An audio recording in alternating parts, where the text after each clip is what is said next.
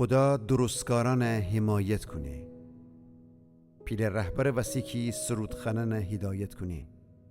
داوود مزمور سازانی امرکی 8 سیم دریدی.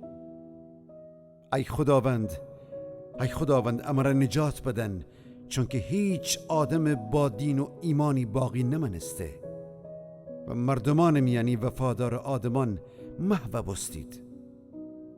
همتن کس دروغ گیدی و اوشن لبان الکی قربان صدق شون و درویی امر گبزنی.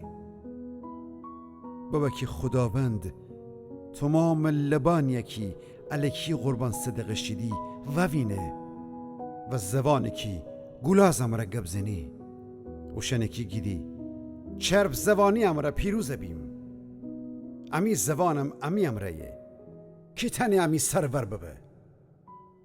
خداوند فرمایه فقیران مال و مینال غارت بستن وسیع و ستمکش آدمان آه و ناله ره حسویری زم و اوشن ره و رفاه و امنیت یکی ناج دریدی فدم.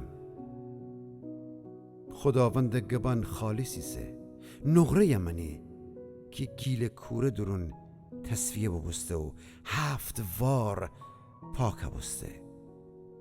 ای خداوند تو ستم بیده آدمان حفظ کنی. تو امر ان نسل بدجه تا ابد محافظت کنی.